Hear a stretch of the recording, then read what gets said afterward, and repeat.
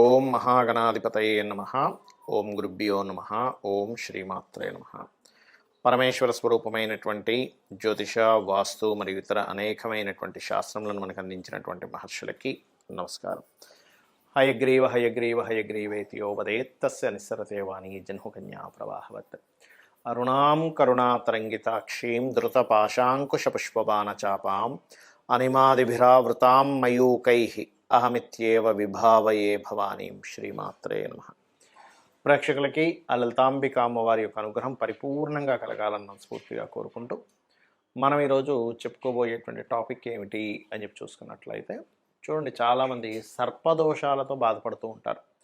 సర్పదోషం వల్లే నాకు చదువు ఆగిపోయిందని కొంతమంది, లేకపోతే ఉద్యోగం సరిగ్గా లేదని, వివాహం అవ్వట్లేదని, ఇలా ఒకటి రెండని కాదు, సంతానం కలగట్లేదని, వాళ్ళ లగ్నం నుంచి ఫలానా స్థానంలో సర్పదోషం వల్ల ఇలా జరుగుతూ ఉంటుంది. అయితే దీనికి ఒక్కొక్క లగ్నం వాళ్ళు ఒక్కొక్క రకంగా ఆ సర్పారాధన చేసినట్లయితే మరింత మంచి ఫలితాలు ఉంటాయి, సర్పదోషం ఉన్నట్లయితే.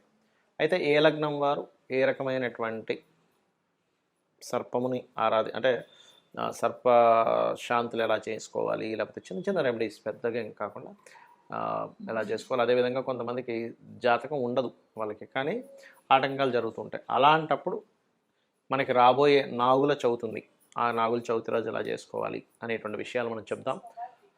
అయితే ఈ విషయాలు చెప్తుంది నేనైనప్పటికీ కూడా చెప్పిస్తుంది సాక్షాత్ లలిత అమ్మవారిగా భావిస్తూ ఒక్కొక్క లగ్నం గురించి మనం తెలుసుకుందాం. కర్కాటక లగ్నము, కర్కాటక రాశి.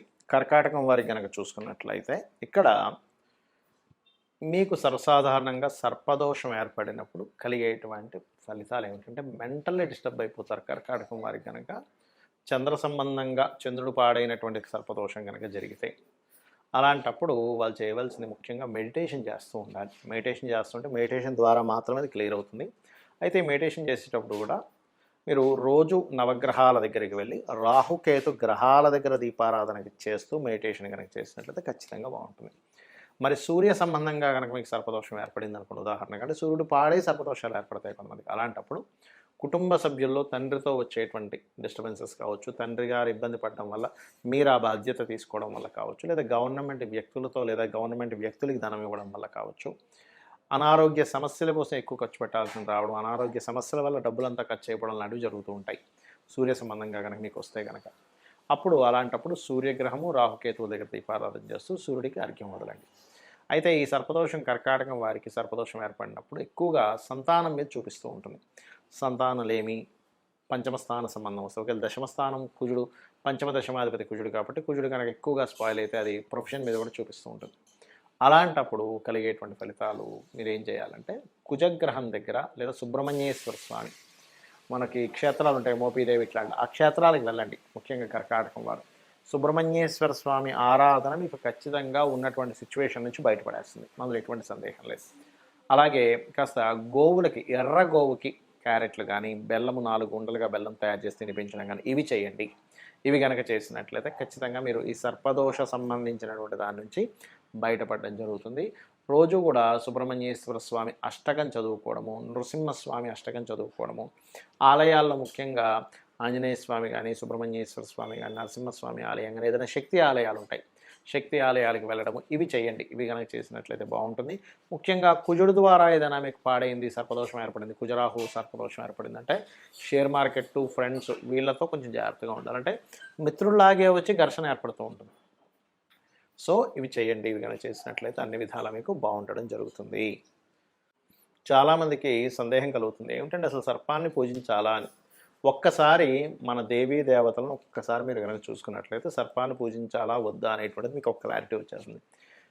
ఆ యొక్క శివుడు, అతనికి సర్పం ఏంటండి, మెడలో ఉంటుంది కదా, రైట్. అలాగే విష్ణువుని ఒకసారి చూడండి, అతను శేషపాను పైన నిద్రిస్తున్నాడు. అంటే ఏంటి, మన దేవీ దేవతలకు కూడా సర్పంతో సంబంధం ఉంది. గణపతి, అతను పొట్టకి లేకపోతే అతను జంధ్యం వేసుకోవడమే ఒక సర్పంతో జంధ్యాన్ని ధరించి ఉంటాడు. అంటే ఏమిటి, ఆ యొక్క కృష్ణ పరమాత్మ కూడా చూడండి, అతను నీళ్ళల్లోకి వెళ్ళిపోయినప్పుడు బయటకు వచ్చినప్పుడు దాని మీదే నాట్యం చేస్తాడు, ఆ యొక్క 5 తలలు ఉన్నటువంటి సర్పం మీద. అంటే ఏమిటి, మన దేవీ దేవతలకి సర్పానికి కూడా సంబంధం ఉంది. అక్కడ మీరు అనొచ్చు ఏమిటండి సర్పం అంటే విషం ఉంటుంది కదండి, అది కాటేస్తే ప్రమాదం కదండి. అది నార్మల్ సర్పాలు, అది దేవతా సర్పాలు కూడా ఉంటాయి, వాసుకి మొదలైనటువంటివి. అంటే ఈ సర్ప సంబంధించినటువంటి లోకం ఒకటి ఉంది, నాగలోకము సర్పలోకం అంటూ ఉంటారు లోకాల్లో.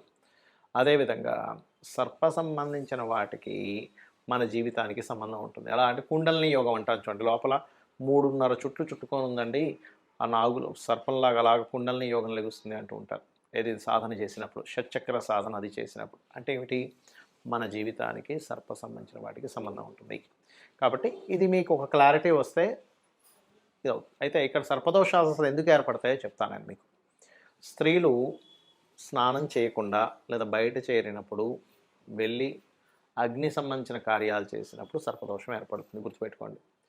రెండవది, మనం చేసే చిన్న చిన్న తప్పుల వల్ల, అంటే అలాగా స్నానం చేయకుండా చీపురు పట్టుకోవడము, స్నానం చేయకుండా పొయ్యి దగ్గరికి వెళ్ళడము, దిగంబరంగా స్నానం చేసినా కూడా అగ్నిదోషం ఏర్పడుతుందట. వరుణదోషము అగ్నిదోషం రెండు ఏర్పడుతుంది. వరుణదోషం ఏర్పడుతుంది యాక్చువల్గా.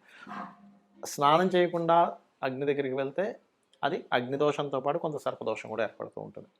అంటే ఇక్కడ ఏమిటి, ఆచార వ్యవహారాలలో మనం చేసేటువంటి చిన్న చిన్న తప్పులే దోషాలుగా ఏర్పడి తర్వాత జన్మల్లో మనల్ని ఇబ్బంది పెడుతూ ఉంటాయి. అయితే మరి తెలుసో తెలియకో అలా దోషాలు ఏర్పడుతూ ఉన్నాయనుకోండి, అప్పుడు మనం ఏం చేయాలి? మనకు నెక్స్ట్ రాబోయేది కార్తీక మాసం వస్తుంది. ఎలాగో ఈ కార్తీక మాసంలో 365 ఒత్తులు వెలిగిస్తూ ఉంటారు.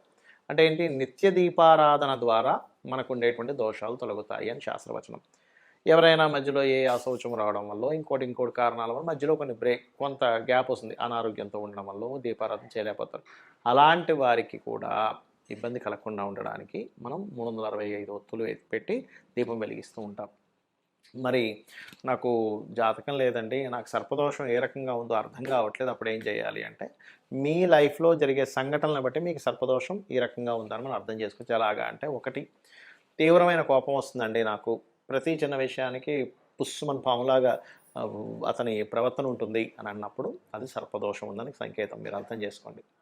అదేవిధంగా దగ్గర దాకా వెళ్ళి పనులన్నీ వెనక్కి వస్తున్నాయి అంటే రెట్రో ప్లానెట్తో సంబంధం ఉంది, సర్పదోషం ఉందని అర్థం. మాటిమాటికి యాక్సిడెంట్స్ అవుతున్నాయి, సర్పదోషం ఉందని అర్థం. అదేవిధంగా తొందరగా మీకు నెగటివ్ ఎనర్జీ కనెక్ట్ అవుతుంది, చిన్న చిన్న విషయాలకి దృష్టి తగిలినట్టు అవుతుంది, కనెక్ట్ అవుతుంది, సర్పదోషం ఉందని అర్థం.